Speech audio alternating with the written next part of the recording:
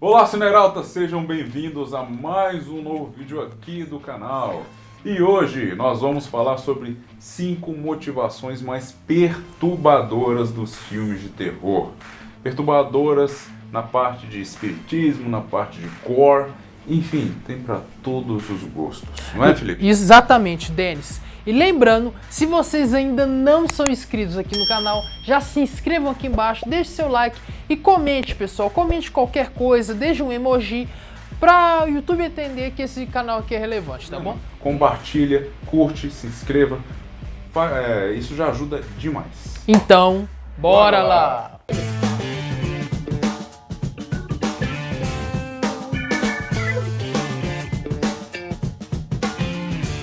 Antes de começar essa lista, aviso de spoiler. Se você não viu nenhum desses filmes ou não gosta de spoiler ou não se importa, tudo bem.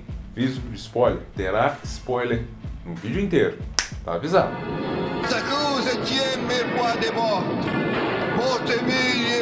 Lançado em 1988, Chucky, o boneco assassino mais famoso do cinema, conta a história de Charles Lee Ray, um assassino mais conhecido como estrangulador de...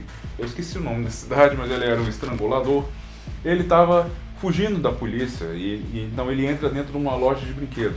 Ele é alvejado por vários tiros de um policial que estava atrás dele e perto da morte ele transfere a sua alma para um brinquedo, o famoso Good Guy, o famoso boneco aí que ficou marcado pela cultura pop. Todo mundo conhece aquele boneco ruivo, que é a marca registrada do Chucky. Mas tem uma coisa, ele transferiu a sua alma pro boneco. É porque ele não quis morrer, certo? Beleza. Aí ele vai até o feiticeiro, onde ele aprendeu aquelas coisas. E o feiticeiro dele fala, quanto mais tempo você passa nesse boneco, mais você vai... esse boneco vai se tornar humano, você vai ficar parte desse boneco. Então você tem que transferir a sua alma para a primeira pessoa que te viu assim. Não falei? Isso aqui é Satanás! E a primeira pessoa que viu ele assim foi um menino de 6 anos, Andy Barclay. O cara quer transferir a alma dele para uma criança. Que motivação é essa, velho? Pois é, Denis, é uma motivação realmente muito perturbadora. E tem outra coisa, pessoal. Nos filmes seguintes, decai ainda mais. Lembrando que o primeiro filme foi um sucesso, mas os posteriores foram realmente uma completa de uma bosta. Gênio! Que filha da puta. Lembrando que tudo isso é devido à ganância. Lembrando que isso aqui é da nossa opinião. Sincera! Da terra! Então agora vamos lá, pessoal, em quarto lugar para o filme Centopeia Humana, lançado no ano de 2009. Não, esse filme é pesado pra caramba. Então é o seguinte, Lindsay e Jenny eram duas americanas que estavam passando suas férias na Alemanha.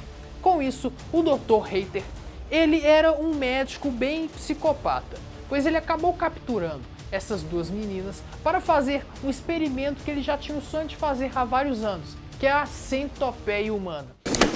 Sou o demônio. E o que se consistia disso? O experimento consiste nisso que vocês estão vendo aí agora. Tipo assim, a menina comia, saía e a outra, você sabe, né? Só que aconteceu o seguinte, precisava de mais uma pessoa. Assim, o Dr. Reiter encontrou o Katsuro, um japonês, para poder completar o seu experimento doentio, que é a centopeia humana. Denis, vamos falar a verdade, né? É uma motivação muito perturbadora. Cara, o médico fazer isso por puro prazer, cara. Quê? Pra que ele vai fazer isso? Que motivação é essa de criar uma centopeia humana? Só essa imagem que eu tô pondo aí na tela, vocês vão entender mais ou menos o que a gente tá falando.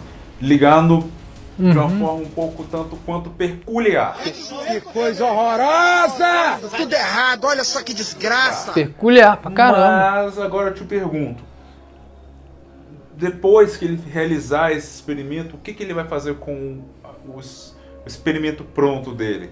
O resultado final, vai fazer o quê? Velho, não, o cara dele simplesmente não deveria nem existir. É, verdade. Acho que nem o manicômio dá conta dele mais. Sim.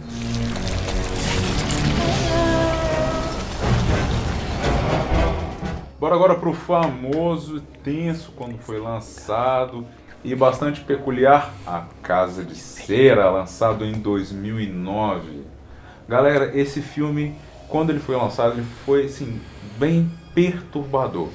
Conta a história dos irmãos Vincent e Bob Sinclair, que eles eram irmãos siameses. Eles nasceram juntos e tudo, fizeram a cirurgia, se separaram, mas mesmo assim até hoje eles fazem tudo juntos. E, cara, a motivação deles para poder capturar as vítimas é...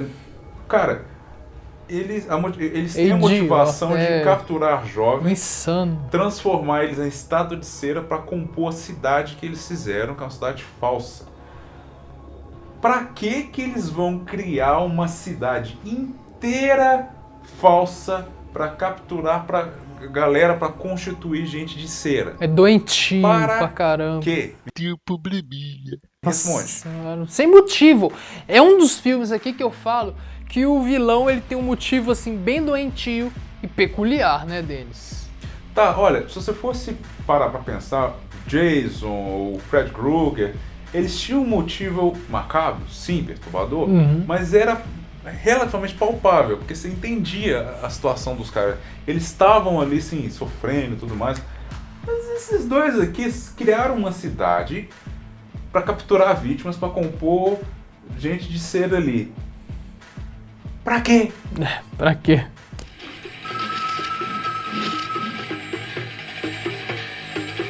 Então agora vamos lá em segundo lugar para o filme Pieces, que foi lançado em 1982. Faz tempo. Faz muito tempo. Então, aconteceu o seguinte nesse filme, pessoal. Ele originalmente foi lançado na Espanha, tá bom? É um filme espanhol que o enredo do filme se passa da seguinte forma. Em Boston, a polícia estava atrás de um serial killer que ele matava mulheres e partia suas partes do corpo em pedaços, montando um quebra-cabeças, pessoal. Quebra-cabeça de pessoas, olha só que doente, né? Só que aconteceu o seguinte, em 1942, um garotinho de 10 anos chamado Timmy, ele gostava de brincar com quebra-cabeças, né? Que criança que não gosta de brincar com quebra-cabeça, né, Denis? Só que ele estava brincando com quebra-cabeça de uma mulher pelada. Ô pai. Pois é. Vai gostar. A sua mãe acabou olhando ali e falou assim, não menino, não mexe com essas coisas não, né? Tipo assim, isso aqui não é pra sua idade, né? Ah não vai deixar eu brincar com quebra-cabeça. O menino ficou Beleza. puto, foi lá e matou a própria mãe, pessoal, a sangue frio, pois é. Meu filho tá possuído pelo capeta. Quando a polícia chegou lá, o menininho, né, pra vocês verem como é que ele é bem malvado mesmo, ele se escondeu dentro do armário pra a polícia pensar que ele era uma das vítimas desse assassino que supostamente, né, era misterioso. Então vamos falar a verdade, né, Denis? Que motivação mais sombria. Por causa de um quebra-cabeça, ele virou um serial killer mortal. E foi a partir dali, tipo, que despertou esse psicopata que já tinha dentro do menino. Pois é. E ele se inspirou num quebra-cabeças. Quebra-cabeça. Ou seja, a assinatura dele foi pro resto da vida. Ah, morre, diabo! Porque 40 anos depois ele se tornou o reitor da faculdade e o assassino que matava as mulheres na faculdade. Nossa, tenso, e cara. transformava elas num quebra-cabeça. Isso mesmo. Era um Frankenstein Pois é. dos... Não dá pra falar novos tempos, que foi em 1942, então.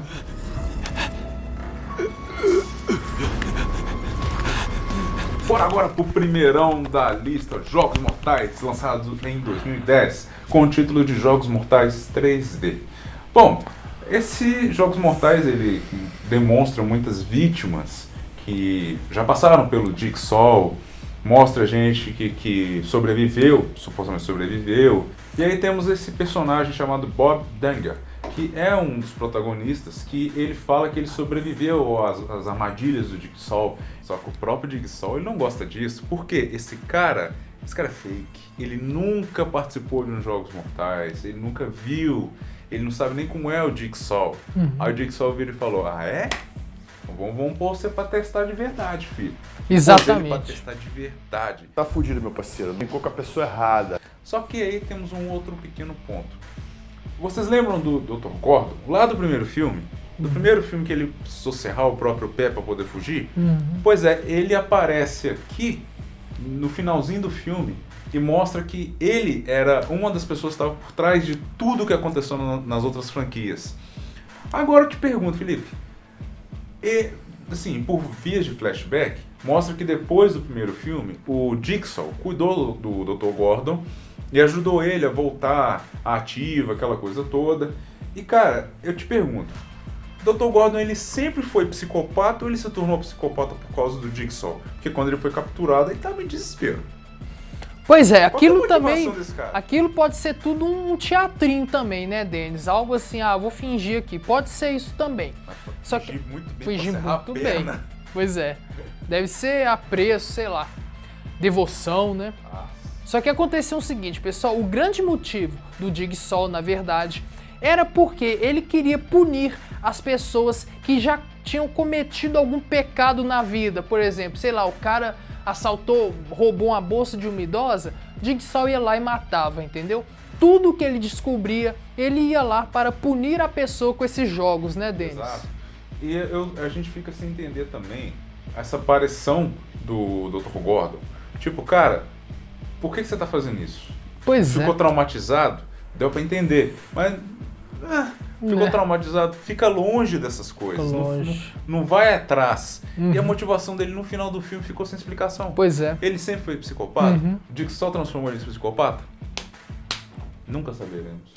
Então, pessoal, esse aqui foi o vídeo sobre as 5 motivações mais perturbadoras dos vilões em filmes de terror. Espero que vocês tenham gostado aqui, a gente adora o que faz, a gente ama produzir conteúdo para vocês. Lembrando, se vocês ainda não são inscritos aqui no canal Cineralta, já se inscreva aqui embaixo pra gente chegar na meta dos 1000 inscritos, pessoal. Também deixa o seu like e comenta, pessoal, você pode comentar. Compartilha pra Deus e mundo. Então é isso daí. Longa vida, Cineraltas!